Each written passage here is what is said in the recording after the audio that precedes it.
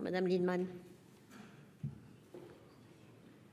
Oui, monsieur le ministre, loin de nous de dire que rien n'a été fait pour essayer de combattre l'habitat indigne.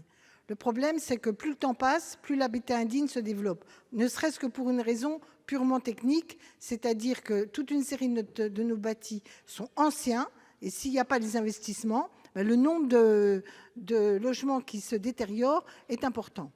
Donc, vous l'avez dit, nous, on l'avait soutenu dans la loi ÉLAN. C'est bien un des rares sujets où, sur la loi ÉLAN, on était d'accord. La stratégie qui avait été améliorée sur l'habitat indigne. On a aussi apprécié, vous ne l'avez pas cité, donc vous voyez, l'amortissement fiscal que vous avez mis en œuvre pour essayer dans le secteur privé. J'espère que ça va marcher. Dans l'ancien, j'espère que ça va marcher. C'est un outil. Après, il y a évidemment les crédits de l'ANA, dont on a vu que quand même les marges de manœuvre de l'ANA n'étaient pas à la hauteur de tous les besoins à couvrir.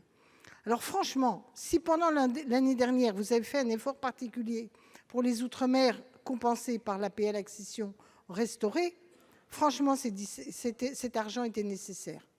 Parce qu'il y a encore beaucoup d'énormes problèmes. Et si un des rouages n'est pas au rendez-vous quand il faut combattre l'habitat indigne, eh bien, on sait que ça prend du temps, et on n'y arrive pas.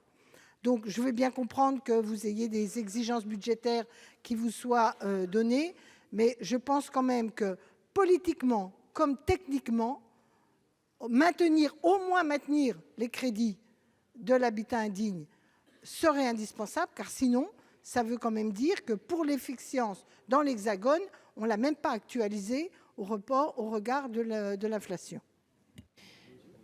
Madame Lienemann, maintenez-vous votre amendement? Oui. Monsieur